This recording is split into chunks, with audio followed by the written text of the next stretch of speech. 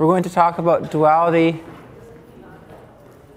in what I'm calling general programs.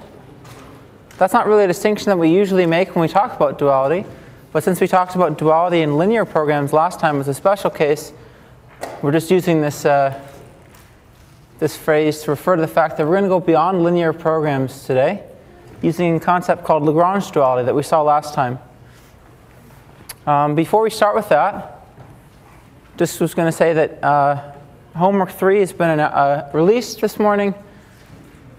You guys have 2 weeks to do it. I think a lot of people ran into the fact that this last homework that they found the coding part more challenging than they expected. Make sure that you look at the coding exercise, especially on the homeworks early, and download the files, unzip them, look at them, and make sure to come to us early if you have questions, because my office hours aren't really very crowded. I get probably one person each week, and if you guys are having trouble, I'm more than happy to help, and so are the TAs. So make sure that you start the homework early. This assignment, by the way, this next assignment, is not going to be super challenging in terms of the programming exercise, because this assignment is covering the theoretical unit we're on now, mostly, which is KKT conditions and duality. So it's mostly to do with kind of the theoretical exercises behind those two, but there is a coding part like there is for every assignment. So take a look at that. It's due from 2 weeks from yesterday. Any questions before we plunge ahead with duality?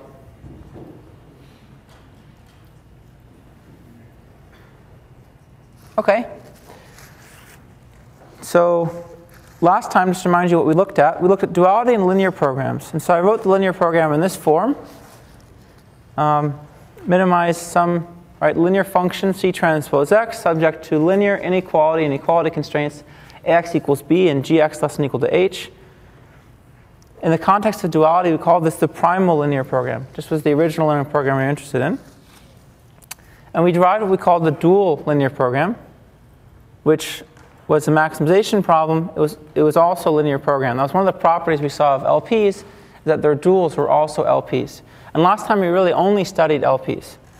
And how do we arrive at this dual linear program? Well, we had the following explanation, which is that if I defined a variable, which we called the dual variable u, over these constraints, the equality constraints, and if there was m equality constraints, right, if A had m rows, and this was like ai transpose x equals bi, for I going from 1 through m, we defined a dual variable ui for each of those equalities. So u is m-dimensional. And likewise, we defined a dual variable vi for each of these r inequalities. And we put the constraint that each component of v had to be non-negative.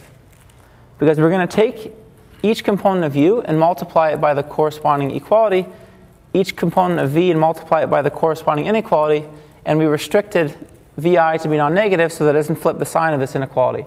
That's why we had that constraint. And we had this idea that if we did that, then if we took, say, the sum of the products of those dual variables with ax minus b, and of the dual variables v with gx minus h, then that's always less than or equal to 0. Because if x was feasible, then ax is equal to b, so this part 0. Gx is component-wise less than or equal to h, so this part is less than or equal to 0.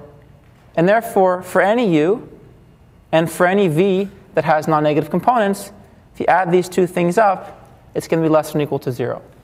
So we are generating new constraints. We're generating new linear constraints by taking linear combinations of existing constraints. Constraint generation, that's how we thought of it. And what we did is we tried to rearrange this quantity so that we had something that looked like C transpose x is bigger than or equal to something else.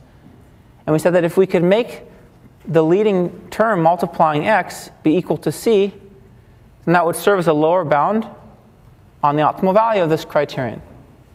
Right? Because if this is true for any feasible x, then at the solution it certainly has to be true as well. So we said that if we could make A minus A transpose U minus G transpose V equal to C, which we do in this constraint, and if we restrict V to be non-negative, then this guy serves as a lower bound on the primal criterion. And to get the tightest lower bound possible, we're going to maximize over all such u and v, all choices of u and v, and that's how we formed this dual linear program. Okay, any questions about that? That was what we did last time. Okay, what we saw immediately was that this was useful in the sense that we saw an example of how this came into play with max flow and min cut. It was pretty interesting. We saw that in that example and in other examples we convinced ourselves that often we get a tight lower bound in the sense that the optimum value of this dual LP is equal to the optimum value of this prime LP. And when I polled the class, you guys thought that pretty much would always happen, which was good intuition. It pretty much does always happen. And we'll learn that today precisely. So this is a nice way of constructing dual programs in the LP setting. It's limited, though, because if you think about it, if I had linear constraints and I was just generating new constraints, I can't really ever get a lower bound on a criterion that's not linear conceptually with this method. So if I asked you to minimize a quadratic function subject to linear constraints, you could generate all new constraints, to your heart's content by taking combinations of these constraints with dual variables, but that you wouldn't be able to express that combination as a quadratic in X. So conceptually this was limited, although for linear programs it's very concrete, and so it's nice. So to move towards general programs, right, where we're minimizing a function subject to a function being less than or equal to 0 and a function being equal to 0, right, a kind of generic optimization program, we looked at a different perspective, which is called Lagrange duality. That's the second explanation. And in the case of linear programs, it exactly coincides with what we already learned. So there's no difference between considering the Lagrange dual or this particular type of dual we got from constraint generation. And here's the second explanation. We'll form dual variables u and v as before, and we'll look at what all u and v that's non-negative in each component and primal feasible x. And we'll say that the primal criterion, C transpose x, is always bigger than or equal to C transpose x plus U transpose AX minus B plus V transpose GX minus H, because by the same logic as before, if X is feasible, this part's 0, and this part is less than or equal to 0 in each component. So if we form this linear combination, it's always less than or equal to 0. So I can always add that to C transpose X, and it only ever brings down the criterion. And we defined this thing to be what we called Lagrangian, which is a function of 3 variables: the primal variable x and the dual variable u and v.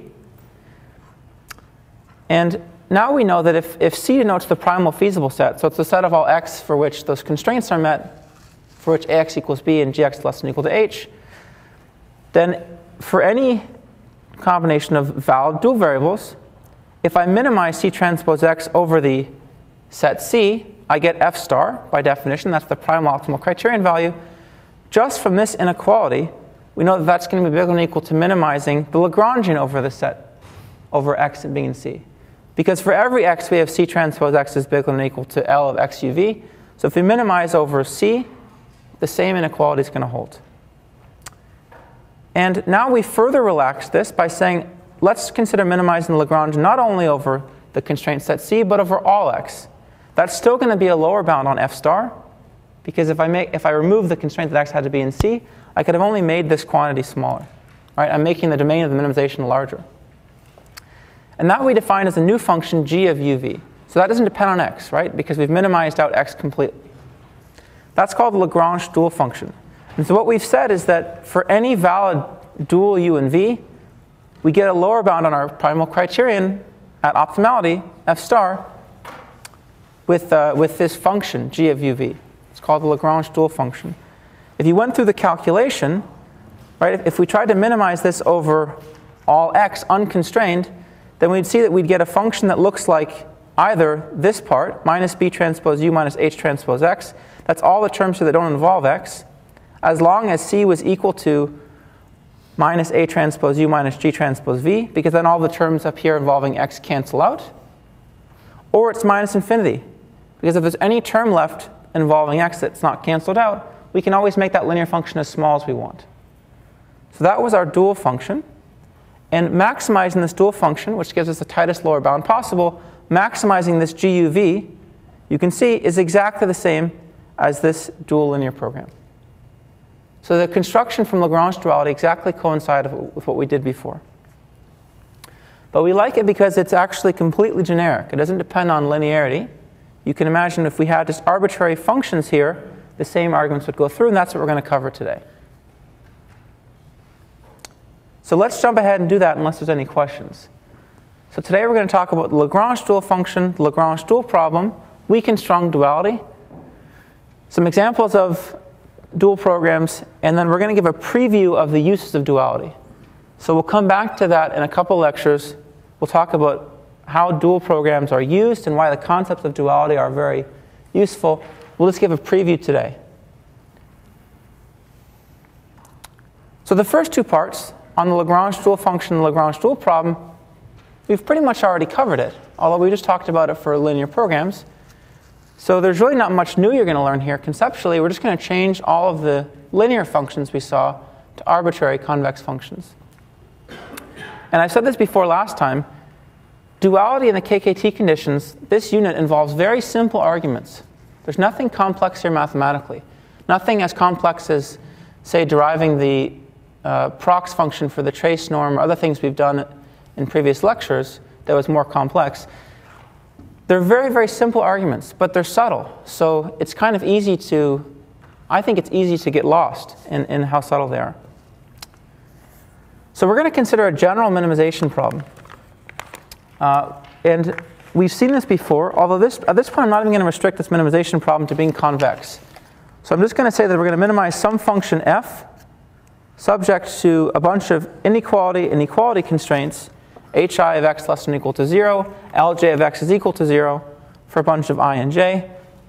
We're not going to restrict f and hi to be convex and lj to be affine. So at this point we're not actually going to consider this necessarily a convex problem. Of course we're going to pay special attention to that case, but duality is very powerful. Despite the fact that it's very simple in terms of the conceptual construction, it's very powerful and it can be applied to non-convex programs as well. So we're going to define the Lagrangian, just like we did with linear programs, to be the following quantity. It's a function of three variables, the primal variable x, and dual variables u and v that we construct that correspond to these constraints. We're going to construct here I called ui, the dual variable corresponding to this inequality constraint for all I, and vj, the dual variable corresponding to this equality constraint for all j. Now we're going to constrain, just like we had before, ui to be non-negative for each I, because we don't want to flip the sign of this constraint. The Lagrangian is just defined by taking the criterion function and then taking linear combinations of those dual variables and the constraints.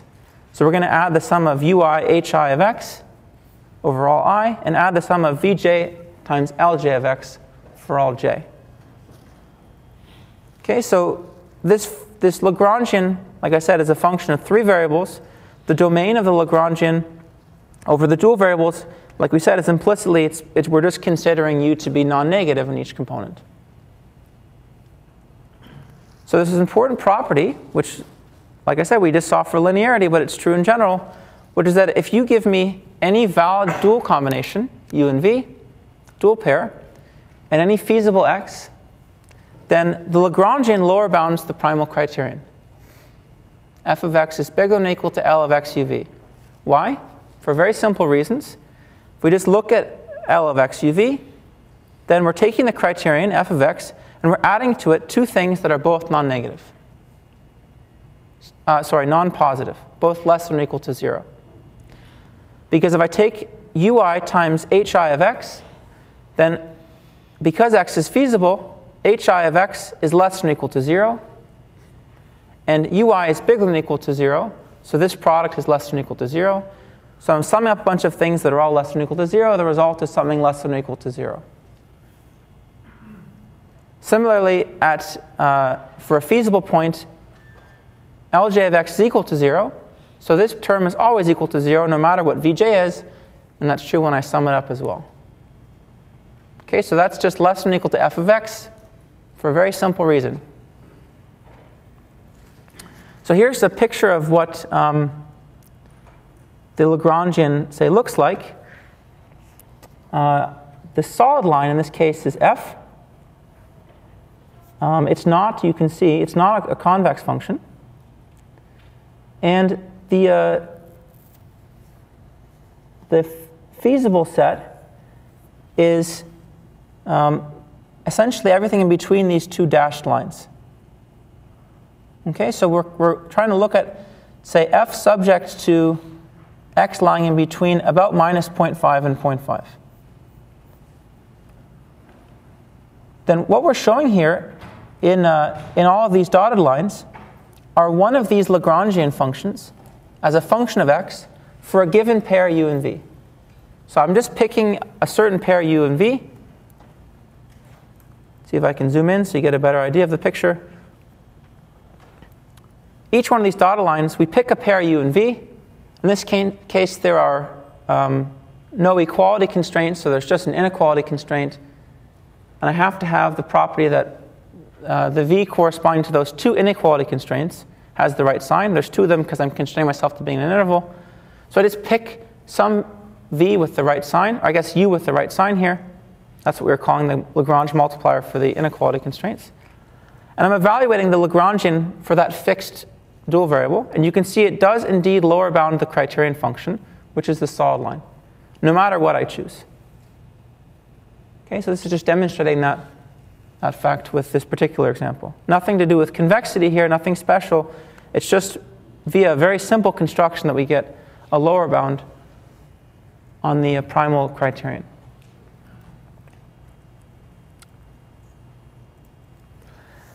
Okay, so now we're going to define the Lagrange dual function just like we did before for linear functions, which was just gotten by minimizing the Lagrangian over all x. So if we take the Lagrangian and we minimize it over all x, not just feasible x, but all x, unconstrained, and that gives us what we call the Lagrange dual function, which is only a function now of u and v, the dual variables. And because f star, right, f star was equal to the minimum over all feasible x, that's, we're denoting feasible x by the set C of f of x, and f of x was pointwise bigger than or equal to the Lagrangian.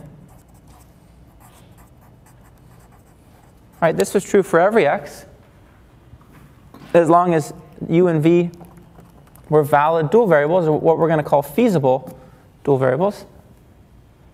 Then we have this inequality, and we're going to further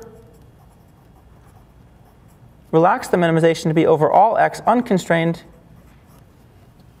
It gives us only something that can be smaller, because we've made the domain of minimization bigger, and that's defined to be the Lagrange dual function.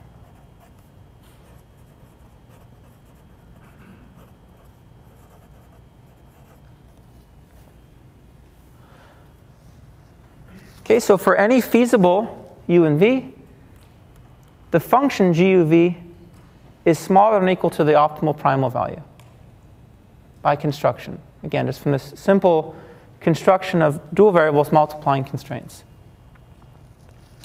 So from this last, I think this is this last,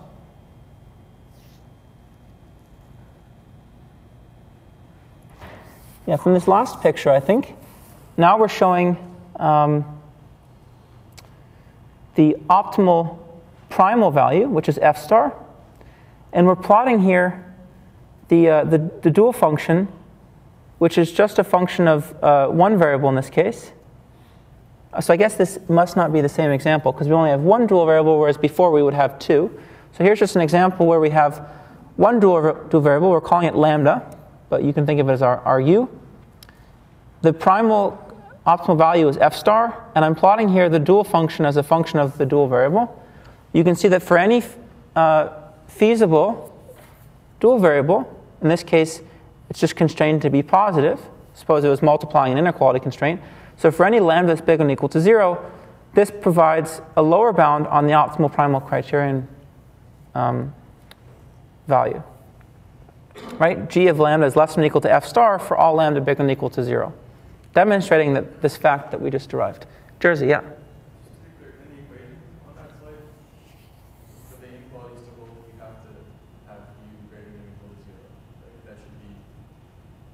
Yes. Right, so I think that's written down below, but you're right, yeah.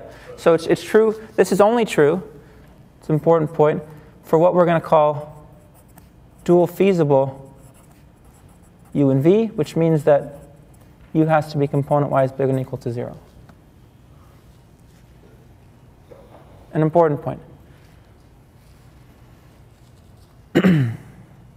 Okay, so there's something curious about this picture, right? If suppose we were doing this in an example we cared about, we would have constructed the dual function, suppose it looked like this. We would have said to get the tightest lower bound possible, what am I going to do? I'll maximize g of lambda over all lambda bigger than or equal to 0. If we wanted to seek the tightest lower bound on the primal criterion value that we could find, what would that be? That'd be something around here. We take, you know, the dual variable, it looks like around 0.6 or slightly less than that. It doesn't equal the primal optimal value here, right? So there's a gap between the optimal primal and dual values. So that's something that we'll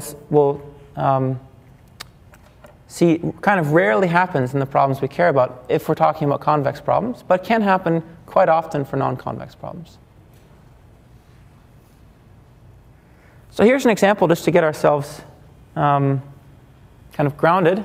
Let's try to derive the Lagrange dual function for quadratic. Okay, so the QP looks like this. Minimize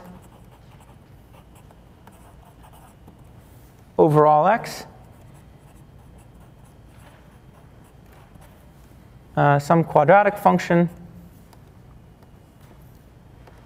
subject to ax equals b, and x being bigger than or equal to 0. And we're going to say that q is positive definite. So just a refresher, what does that mean about this problem if I tell you q is positive definite? It's strictly convex, right? So it's convex, it's actually strictly convex. So what does that mean about its solution? It's a unique solution. Okay, that's good just to refresh our memories. So what we saw for LPs was that the dual of an LP, or the dual function of an LP was also linear. We're going to see if the same thing holds for quadratic. So let's form the Lagrangian. It's the first step, which we just get by taking, we're going to call U the dual variable for that set of inequalities, and V the dual variable for this set of equalities. I'm going to rewrite this so it looks like minus x is less than or equal to 0, just so it matches our canonical form. And L of xuv is equal to the quadratic, which is our criterion, plus, so it's going to be plus u transpose minus x, right? Because I'm taking the sum of ui times minus xi. So let's write that as minus u transpose x. And the sum of vi times each of these equality constraints, ai transpose x minus bi is equal to 0, which I can just write as v transpose ax minus b. And now I'm going to try to say that suppose, right, v was anything and u was something that was bigger than or equal to 0, each component, then the Lagrange dual function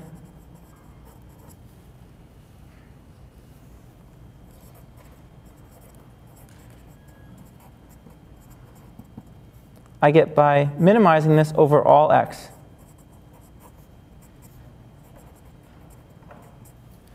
So let's rewrite that so that we can figure out how to do that.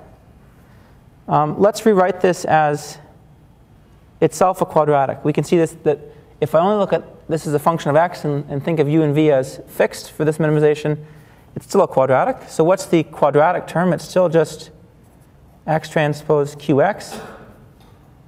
And what does the linear term look like? It looks like c minus u plus a transpose v transpose x. And then the only part that's left over is minus b transpose v. Okay? And what's the minimizer, first of all, of this quadratic?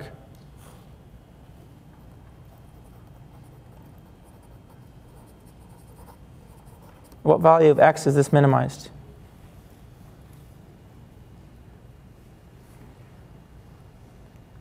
So this is how you guys should always remember minimization rules for quadratics, because you'll see them essentially over and over and over again.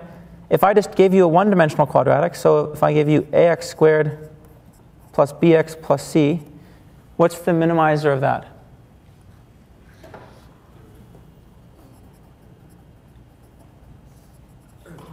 Minimized at x equals minus b over 2a. So what is it for this? It's the same rule, but that's b. A is a matrix, so instead of dividing by 2a, we'll just take a inverse.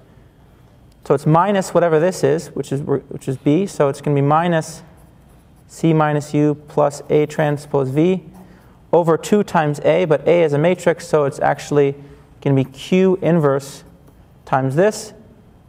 And there was a half here, so that multiplying by 2 didn't do anything. So that's the minimizer.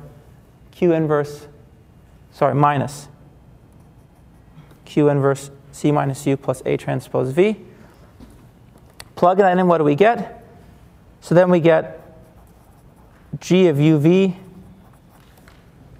is equal to, we're going to have essentially minus 1/2, or in this case, it's plus 1/2 C minus U plus A transpose V transpose Q inverse transpose itself.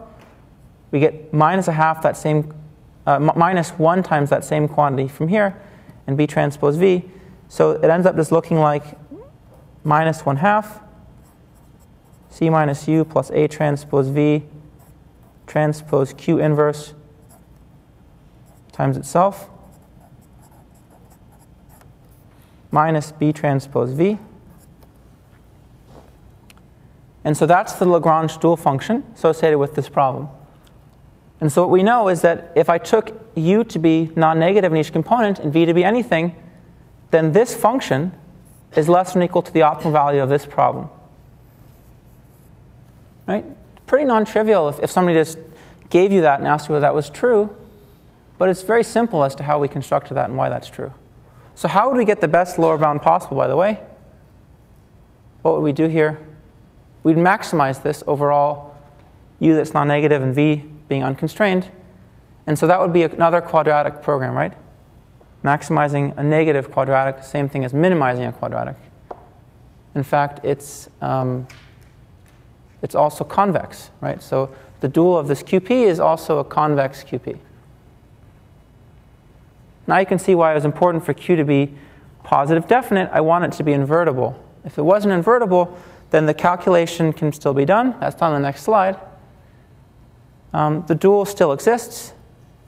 It just has more constraints, essentially, and we replace the inverse by the pseudo-inverse. And if you guys don't remember what that is, take a look at some of the linear algebra review notes that Nicole posted at the start of the class. Okay, so I won't go through this calculation, but you can go through it if you're interested. This is the case when Q is still positive semi-definite, but not necessarily positive definite. Any questions about this example before we move on? Or about duality in general? Yeah? So we didn't really solve the problem yet by forming the different functions, the Lagrange dual function. We didn't solve the problem. We just transformed it into probably an easier problem. It's a very valid concern or question. Yeah, at this point, I haven't told you the solution to this problem. So I'm not claiming duality gives us the solution, but we're going to see when we talk about uses of duality that, yes, it often gives us a problem with complementary structure. I wouldn't say always easier, but sometimes easier, always kind of with complementary structure. So it's often something that we want to look at. It can be easier in many situations, and we'll talk about how you can think of those. Well, so here's a very basic notion. We talked about this last time. How many variables does the dual problem have? Number of constraints, right. So let's suppose I had a quadratic program in 1,000 dimensions with 5 constraints. Its dual problem is going to have it's going to be a problem in 5 variables. Right? So in that sense, its structure is complementary, kind of switches the roles of the constraints and the dimension, and so it might be cheaper to solve the dual in that case. But we'll talk about that in detail. It's a very good question. We'll talk about that in detail, kind of starting at the end of this lecture, and then we'll have a whole lecture on uses of duality coming up. Other questions?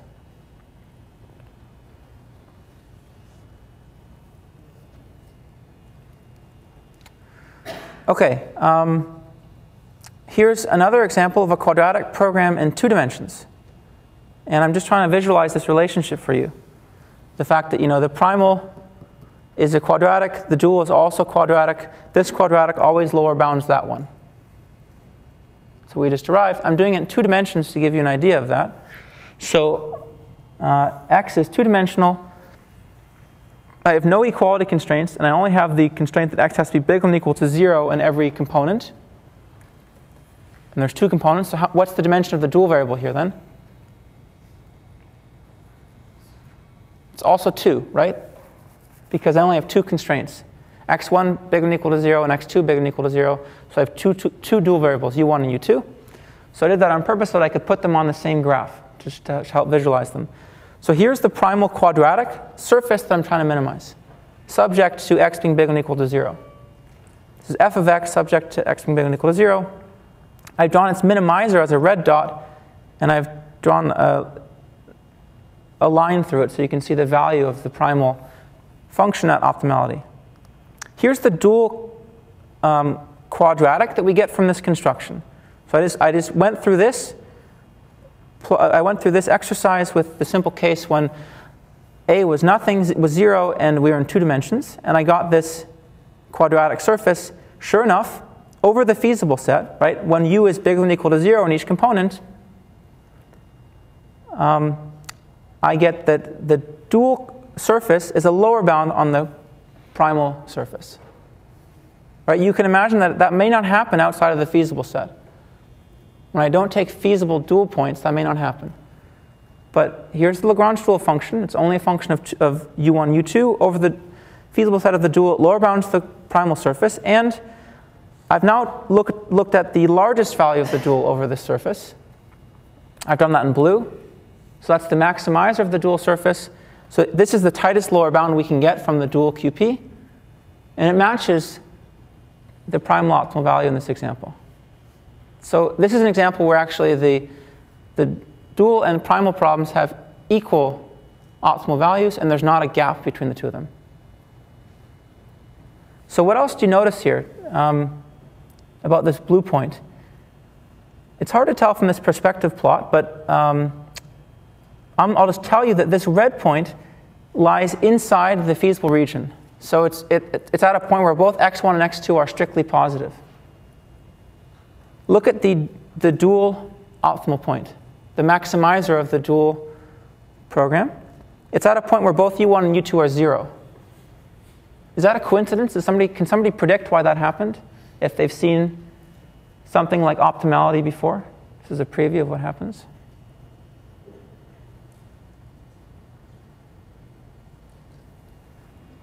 Okay, yeah, I wouldn't have expected maybe many people to have caught this, but that's something called complementary slackness.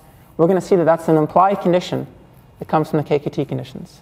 So we'll learn that next time. I just was curious to see if people had intuition for that. So that's the start of a relationship we're going to describe in much more detail next time between the actual dual and primal solutions. Now we're just talking about their optimal values. Next time we'll get at the relationship between the primal and dual solutions. Okay, so we've been going through this game kind of in the exercises of maximizing the dual program to get the tightest lower bound. Here's just formally what that looks like. Maximizing the dual function, to get the tightest lower bound. Formally what that looks like is just to take the constructed function GUV and maximize it overall, feasible U and V, which just means that U has to be bigger than or equal to 0. This gives what we call the Lagrange dual problem. By construction, right? This is always going to be less than or equal to f star. GUV is always less than or equal to f star for any feasible dual pair. So if I maximize overall feasible dual pairs, it's still going to be less than or equal to f star. Let's call the maximum value of this program G star. So we've just established what we call weak duality. What is that? If you have the optimal value of this program and this program, the primal and the dual, and you call those F star and G star, then it's always true that F star is bigger than or equal to G star. There's nothing about convexity here. That's always the case. We always get a property called weak duality. So if all we're looking for is a proper lower bound, we can get it with the dual problem.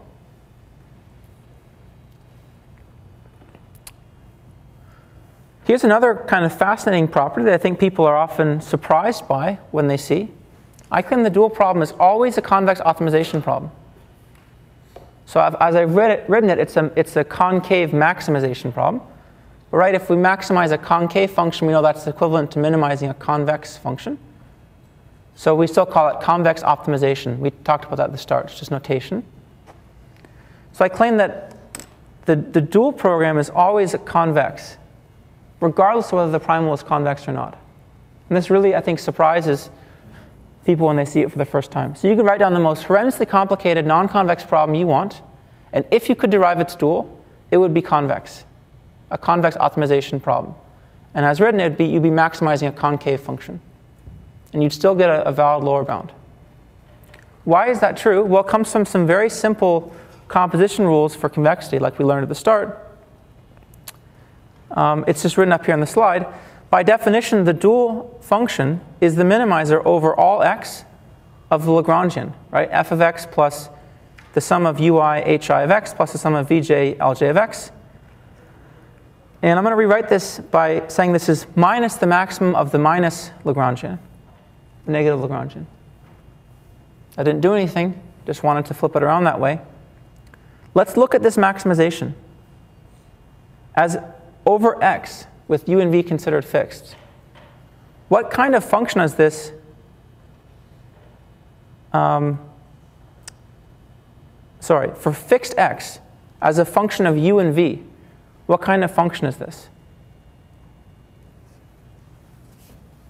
Let's write down here max. It's maximum of f of x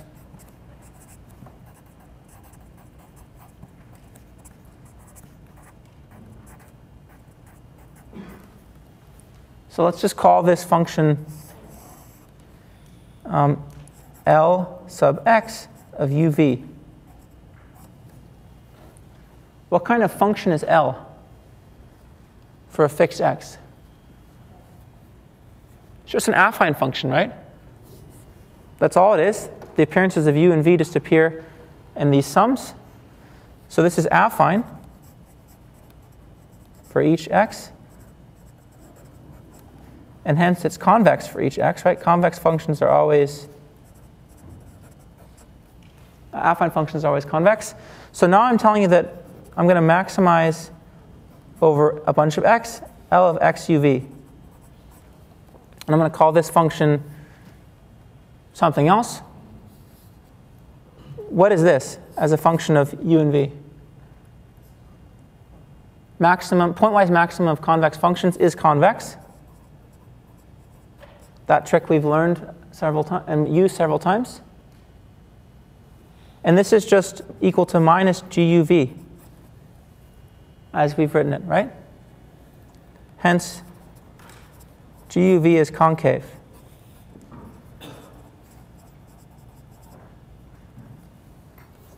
And if you look at the constraints, all I'm doing is I'm constraining the dual variable to be non-negative, u. So those are convex constraints. Therefore, the dual problem is always maximizing a concave function subject to convex constraints. Questions about that? It's the start of one of a few surprising facts about duality. Okay, this exercise I remember I did in a previous course just to prove the point, but it took me a long time to go through, so I'm going to skip it this time. But I'll probably post the details in some way or another to the notes. It's an interesting example of this fact. And what I did is I took this quartic function. It's a univariate quartic function, x to the power of 4 minus 50x squared plus 100x. It's non-convex, not a convex function. I've drawn it here. So you can look at what it looks like here.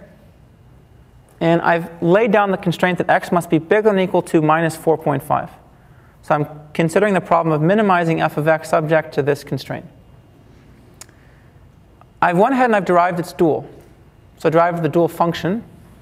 And the reason I picked a quartic function is because I could use some of the closed form expressions for the roots of a cubic equation. So I took its derivative. I set it equal to 0. I found all of its stationary points, which I could do because the derivative of this function is a cubic. And then I've looked for which those stationary points gives me its minimizer. Once I've added in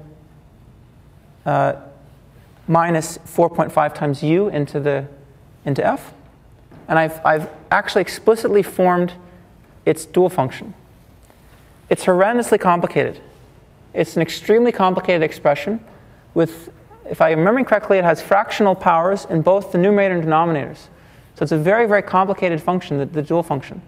And if I gave that to you guys and asked you on first principles, is this a convex function?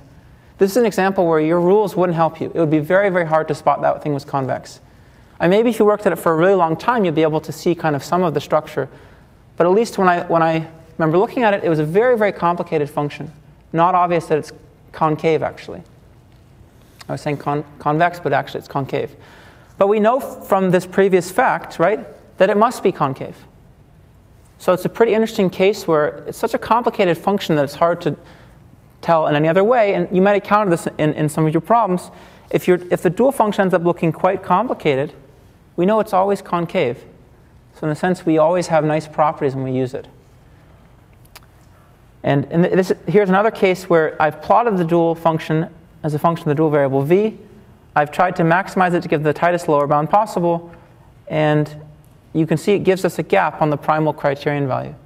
So here's a case where the primal optimal value and the dual optimal value are not the same. So we have weak duality always because the red line is always bigger than or equal to the maximum of the black line, but we don't have strong duality, they're not equal. So in the examples we've seen so far, by the way, we've seen examples where we have a duality gap and examples where we haven't had a duality gap. What's the common denominator there? It seems to be convexity, right? It seems like the convex examples we've looked at, we've had the dual and primal problems matching in optimality. The non-convex ones we've looked at, we've missed that. Yeah?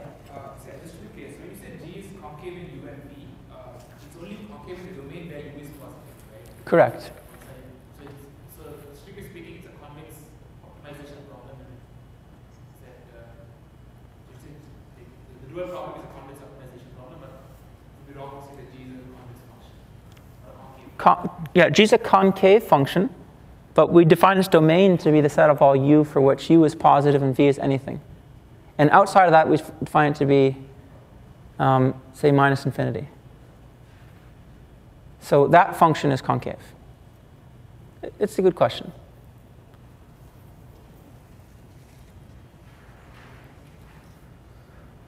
OK, let's take a break, and you can soak some of these concepts in, and then we'll come back and we'll do a few more examples. Let's pick back up. So we actually don't have, if we get through all the rest of the duality material, which there's not much more, we may go back and do the minimax matrix games example, just because that one's a fun one that we didn't get to last time.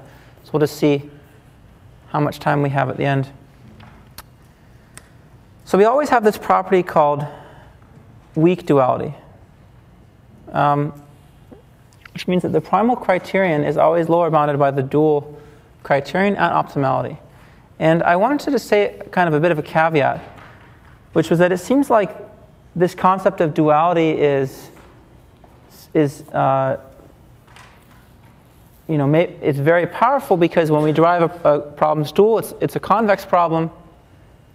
And so it seems like somehow we've taken a very hard non-convex problem and gotten a convex one out of it.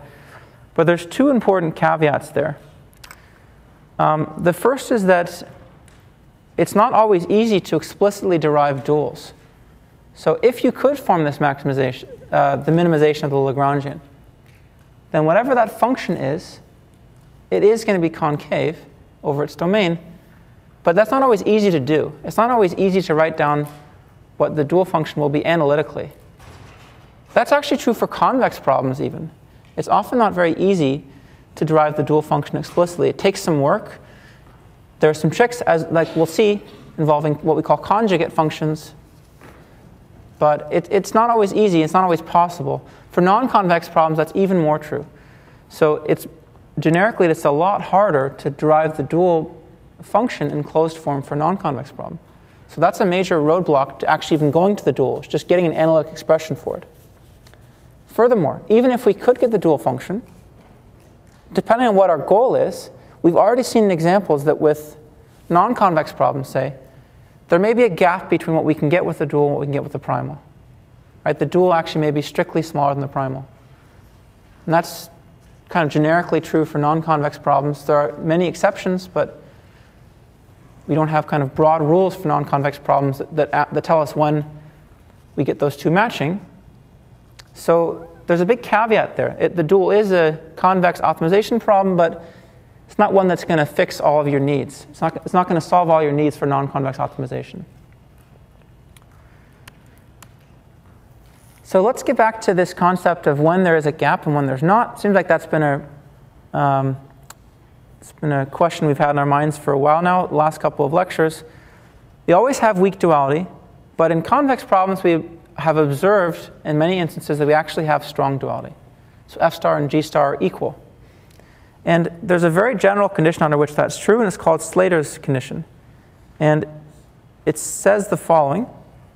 If the primal problem is convex, we know what that means. F is convex. Inequality constraints are convex. Equality constraints are affine. And there exists at least one strictly feasible x. So there's at least one x that satisfies all of the inequality constraints strictly and all of the equality constraints, right, just period. So there's not a notion of strict satisfying an equality constraint strictly. Then we get strong duality.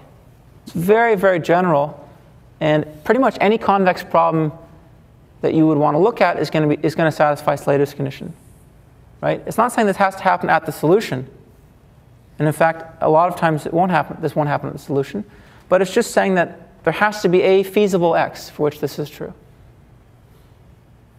So in some sense, the constraint set that you're writing down can't be trivial in some sense. There's an even weaker version of Slater's condition, which says that we only require strict inequalities over the non-affine inequality constraints. So if these are affine, if Hj or Hi happens to be affine, then we don't require there to exist an x such that Hi of x is strictly less than 0, along with all the other constraints. We can just make that less than or equal to 0. So that's the kind of weakest version of Slater's condition that we know. Pretty much holds, like I said, for any primal convex problem. Yeah, any intuition on why the strict inequality is needed? For the non-affine? Yeah. It's a good question. So the way that Slater's condition is proved is usually geometrically. So there's usually, one usually turns to kind of a geometric construction. I'm not sure if I can give good intuition for why we need strict inequalities. It has to do with that constraint not being kind of active. I'd have to think about it. Any known examples where inequality is feasible or not strictly feasible and where it is not hold? Where Slater's condition does not hold? No, so are there any conditions where there exists only feasible solutions but not strictly feasible solutions, and strong duality is not hold? So for instance, I'm giving you a solution that's feasible in the sense that inequalities can be satisfied but not strict. Oh, and you want to know that strong duality still holds? And strong duality not holds. Oh, so you're asking if there's a converse to Slater's condition? Right, yeah. I don't know, actually. So we could consult Rockefeller. That would be the reference I would look to find this out. I think Slater's condition might have a partial converse. Do you know, Javier? So if I understood I'm not sure that I'm understanding the question exactly, but when the Slater condition fails, there could be a duality gap. Right. Okay, now, it could be that the condition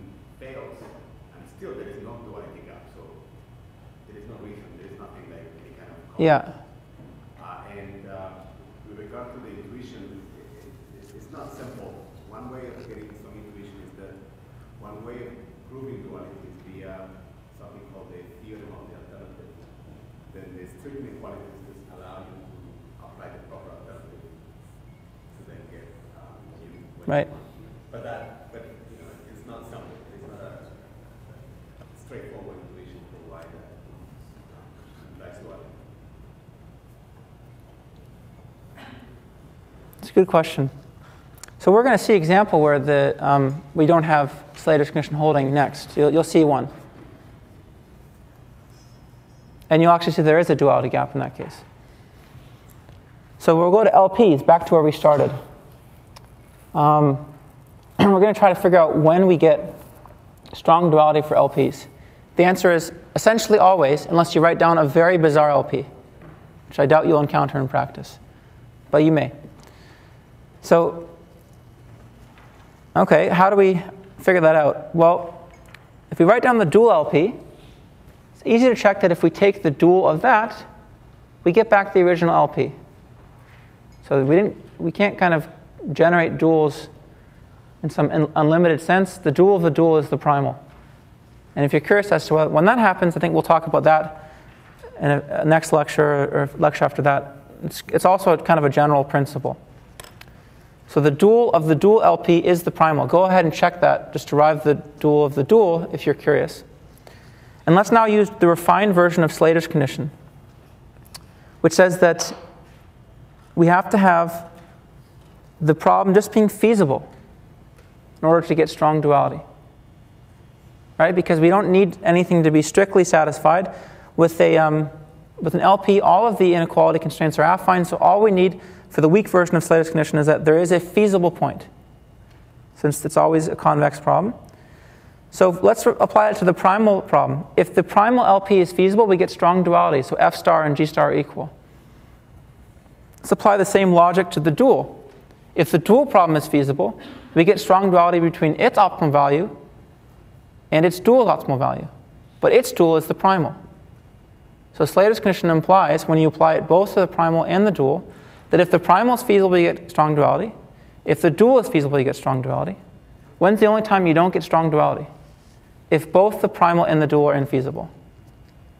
Then Slater's condition doesn't tell us anything, doesn't hold. In that case, you can actually check that you do get a duality gap. Right? What's the duality gap in that case? If the primal is infeasible, what's the primal optimal value? And if the dual is infeasible, what's the dual optimal value? Minus infinity. So that's the biggest duality gap possible. But if either of them are feasible, you get strong duality. Okay, so like I said, pretty much always with linear programs, strong duality holds.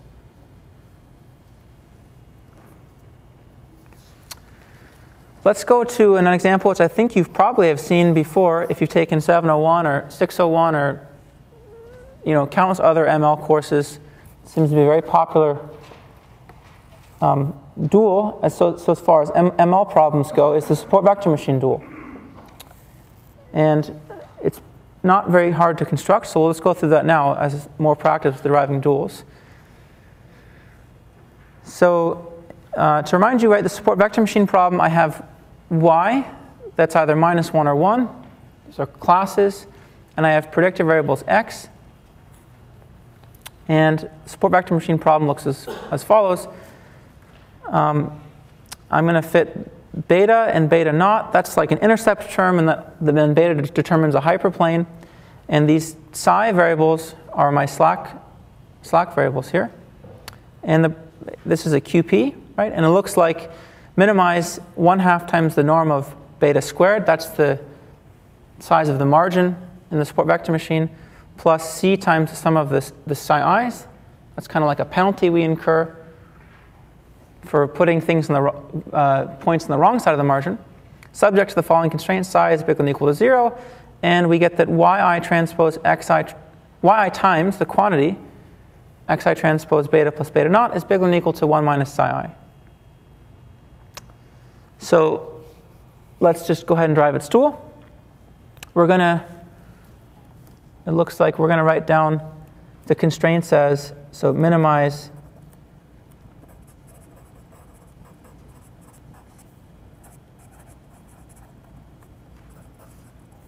I'm going to write this constraint as psi is less than equal, minus psi is less than equal to 0. I'll call these v. And I'm going to write this as 1 minus psi I minus yi times xi transpose beta plus beta naught is less than or equal to 0. And I'll introduce two variables here, ui. Or, sorry, I guess I called it w in this case. wi. And these are all non-negative. And so the Lagrangian, right, is L of x v w, which is just this.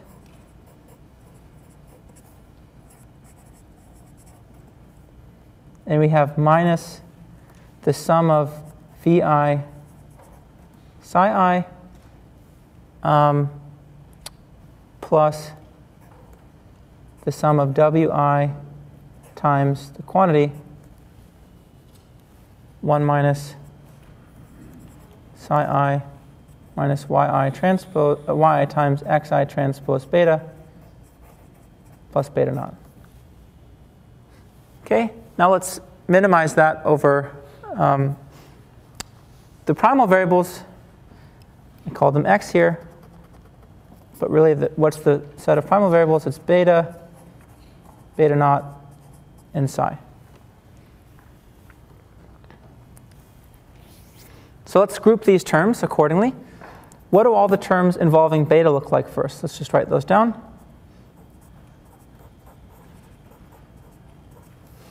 I have that minus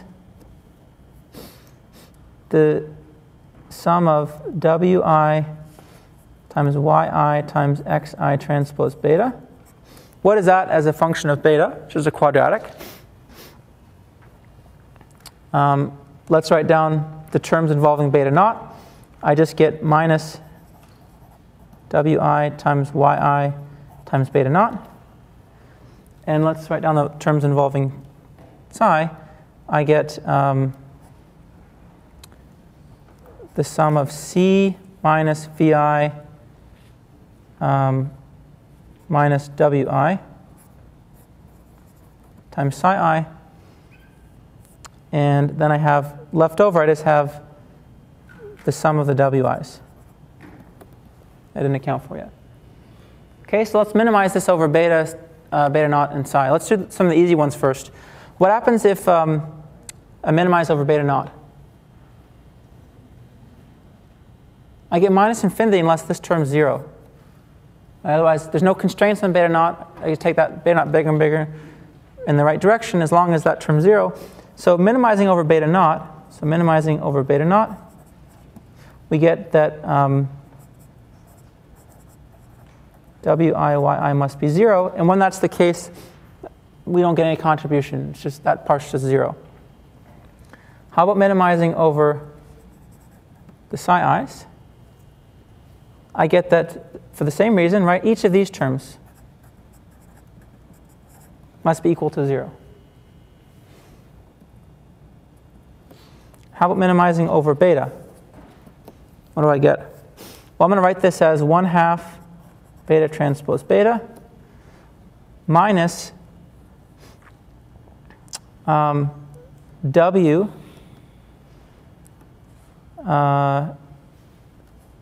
times w transpose x tilde times beta. X tilde is the matrix x, but where I've multiplied each row by yi. I just alter the sign of each row by multiplying it by yi. Just for notation, it's cleaner to write that way. Then this term becomes w transpose x tilde, the matrix x tilde times beta. So how do I minimize that over beta? What's the minimizer? Right? It's just going to be equal to x tilde transpose w minus b over 2a. A is identity matrix. It's a half in front. And so when I plug it in, it's going to I'm going to get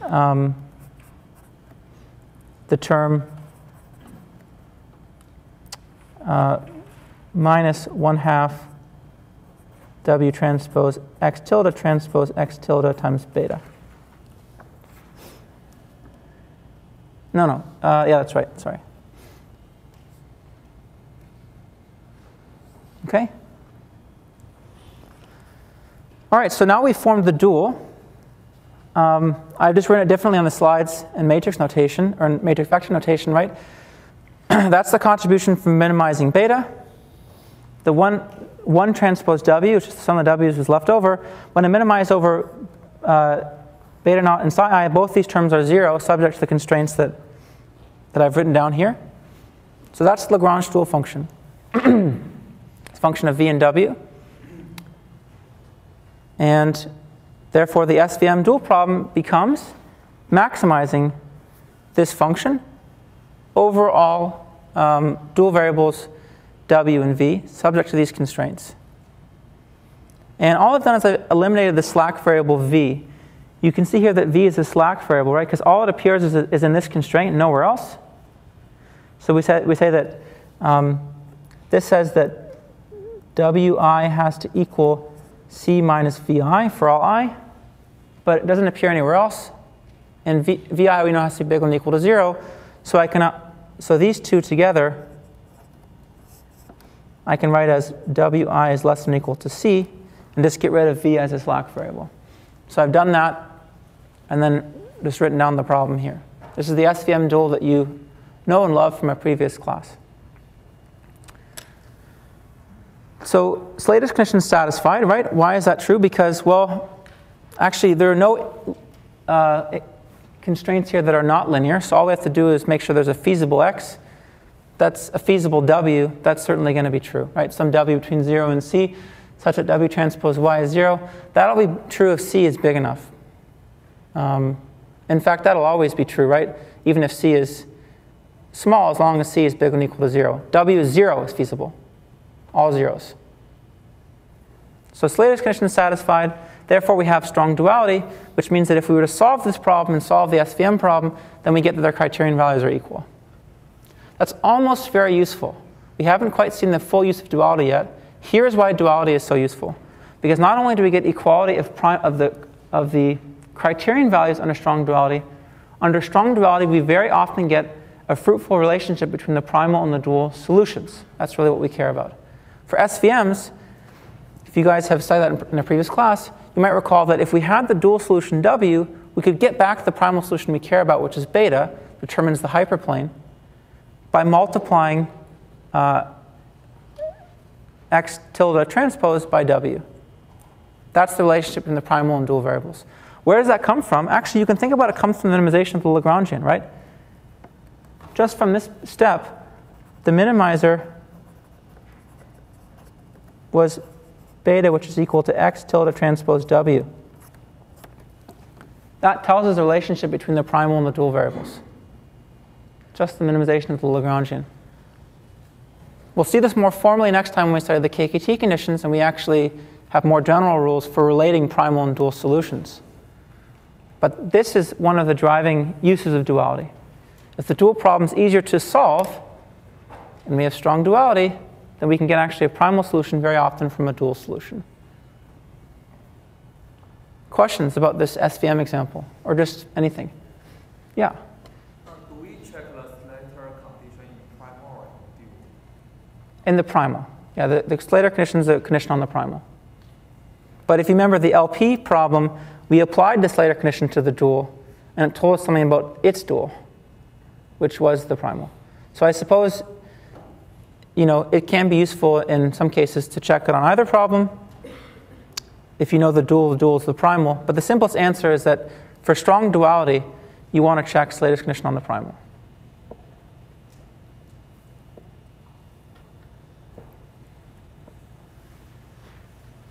Other questions?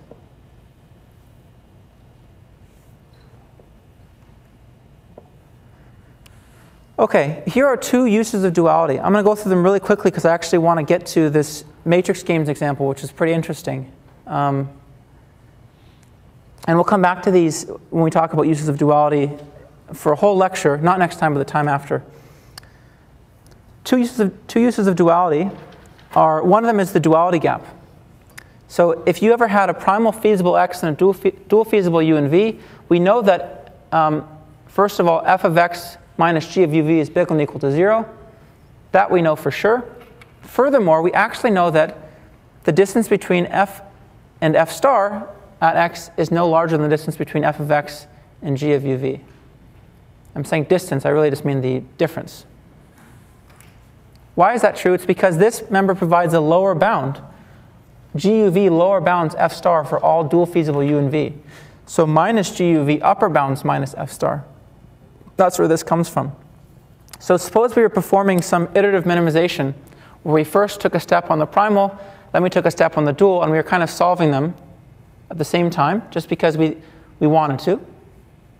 Then at any point, we could check the dual criterion, check the primal criterion, take their difference. That would upper bound how far we are from optimality in the primal. It's extremely useful. We actually have had, so far, I've had no way of doing that so far. Right? Our stopping rules have been things like stop when the gradient is small if we're doing gradient descent, stop when the change in criterion is not very much over iterations, stuff like that. This gives us a much more rigorous stopping rule. It tells us precisely if we stop when the duality gap is less than or equal to epsilon, we are no more than epsilon from optimality. Here's, this is not a use of duality, this is just kind of a correspondence of duality. The second use of duality was this one, finding primal solutions from dual solutions, which we'll talk about, like I said, in coming lectures. Dual norms are also something that we kind of get out of our understanding of duality. You've seen this, I think, we've hinted at this before. Basically, for any norm, there's a corresponding dual norm. And it's defined as follows. The dual norm of x is equal to the maximum over all points z, whose norm is less than or equal to 1, of z transpose x. And we get a bunch of very useful kind of properties out of the dual norm. I'm going to just leave this until next time because we'll go over it in detail. Another dual correspondence. So let's jump right to this example that I wasn't able to cover last time.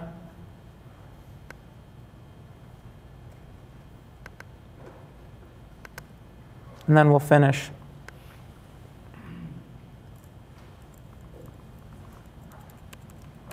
Here it is. Okay, so suppose I'm playing a matrix game with someone, and we have two players, call them J and R. And these two players are going to play the following game. J is going to choose some quantity I from 1 through m. R is going to choose some quantity little j from 1 through n. And then we're going to go to this lookup table. It's called our payout table. And J is going to pay our Pij. Okay, so don't feel too bad for this player J because this can be positive or negative, right? So it's not like R is always going to come out on top. It's just the payout is just a real number, positive or negative. And J and R are going to each use mixed strategies. So J is going to choose I randomly, uniformly at random. Actually, sorry, not uniformly random, but he's going to choose it randomly according to some probability distribution x, so that xi is the probability with which he chooses I. And R is going to lay down a probability distribution, and he's going to choose J with probability Yj. And now we're going to think about how the two players might choose these probability distributions x and y, which determine their strategy. So first of all, let's compute the expected payout if J was using strategy x and R was using strategy y, and the payout matrix was P. Then it would just be the sum over all I and j of xi, yj times Pij, or written more concisely, it's x transpose Py. That's the expected payout from J to R. Let's suppose that player J was wiser, and he decided that he was going to let R know his strategy ahead of time. So he's going to actually tell R, I'm going to use strategy X. What would R do in that case? Well, he would choose Y in order to maximize his expected payout. Right?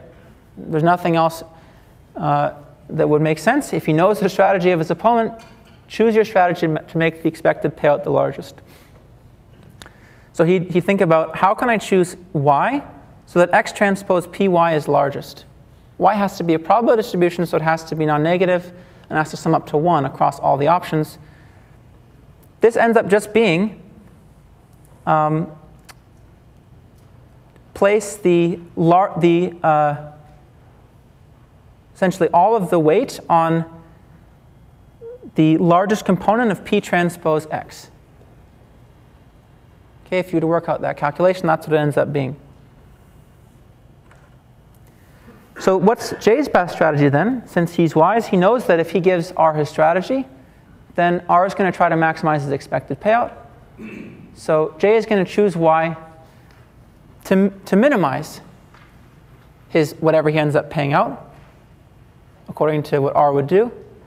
And then he'd give that to R, and R would choose what he thinks is the most favorable strategy, and J would suffer in a sense the worst loss under that. Sorry, the least harsh loss under that scenario. All right, so he's going to choose his strategy X to minimize whatever the payout is going to be if he were to tell that strategy to R. So he basically forms this problem: minimize over all X, the maximum from I going from 1 through n of P transpose X in the ith component, subject again to X being a probability distribution. This is called a minimax strategy, right? Choosing it so that you're protecting yourself against the worst case. All right, that's a convex optimization problem, by the way, right? For a given payout matrix P, we could write this down and solve it. In fact, it's just a linear program. We can transform it into a linear program. So if in some bizarre alternate universe, R was wiser than J, we might flip the situation, right? We might say that R would give his strategy to J beforehand, and then J would try to maximize his expected payout, and R would try to protect himself against the worst case. That's also something that may happen.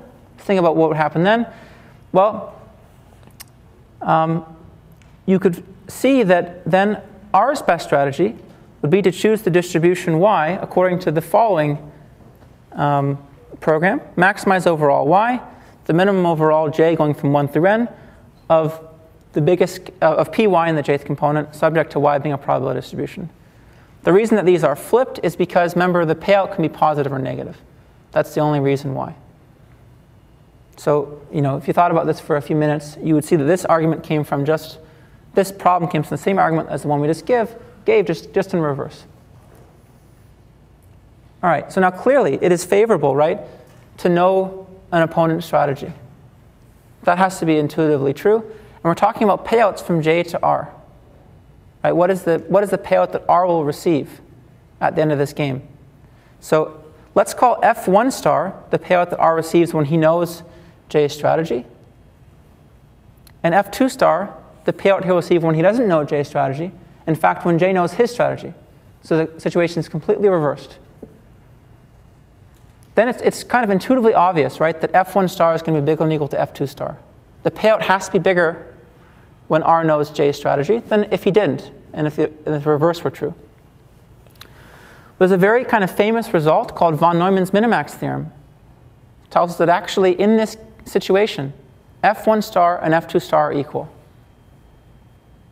It's pretty amazing. This, in a sense, marked the birth of duality for linear programs. And I guess we're a little short on time now. The proof is actually not very hard at all, now that we know Lagrange duality in Slater's condition. Essentially, we're just going to recast the first problem as an LP. So remember, the first problem looked like this. Minimize the maximum value of P transpose X in the ith component. Overall, I going from 1 through n, subject to the following simplex constraints on X. Write that as an LP by introducing a variable t and saying that we're going to minimize the value of t subject to the simplex constraints on X, and P transpose X has to be less than or equal to t in every component. Right? Whatever the smallest t that makes this true, the value of this linear program will be equal to the value of the optimization problem we just wrote down. It's just a reparameterization. Now let's form the Lagrangian for it, right? We could have done this in one of two ways, actually. We could have also used the original construction for LP duals that we learned before, but it's just as easy to do it with the Lagrangian. And the Lagrangian is a function of the primal variables, x and t, and three dual variables, one that I introduced for each of these constraints, u, v, and in y for this constraint. So if you write it down and you form the Lagrangian, you'd see that because it's linear, right, we have to introduce equality constraints, otherwise the Lagrange dual function can be negative. We can minimize it without end. And you'll see that the minimum ends up just looking like v subject to the following constraints on the dual variables. Going through that exercise, you get to the following dual problem. Maximize overall v, subject to simplex constraints on y, and the constraint that py of x has to be, p times y has to be bigger than or equal to v in every component. What is this problem, the dual problem? It's exactly equal to the second problem that we were considering. So the dual of the LP in which R knows J's strategy is the problem in which J knows R's strategy. Those two are duals of each other. So by weak duality, of course we know that the primal optimal value has to be bigger than or equal to the dual optimal value. But here's where strong duality comes in. Strong duality holds because we're in a linear program setting. You can check that Slater's condition is satisfied, or you can just tell yourself that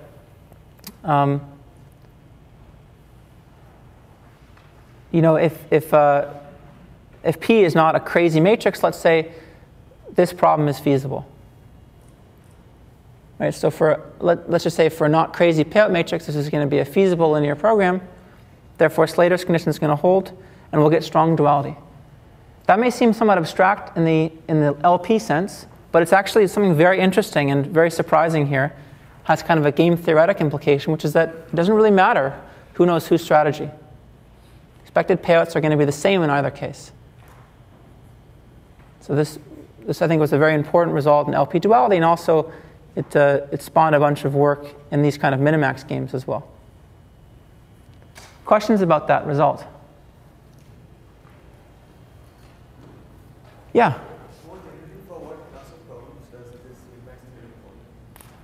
Do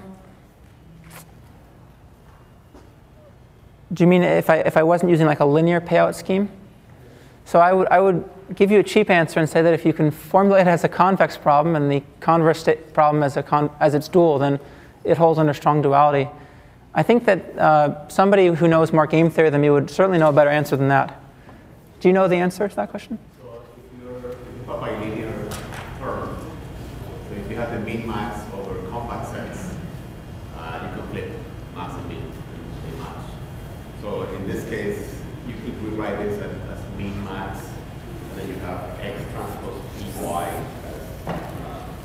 the function. If you have that same thing that the min and max are not over simplices here, but over compact sets. Right.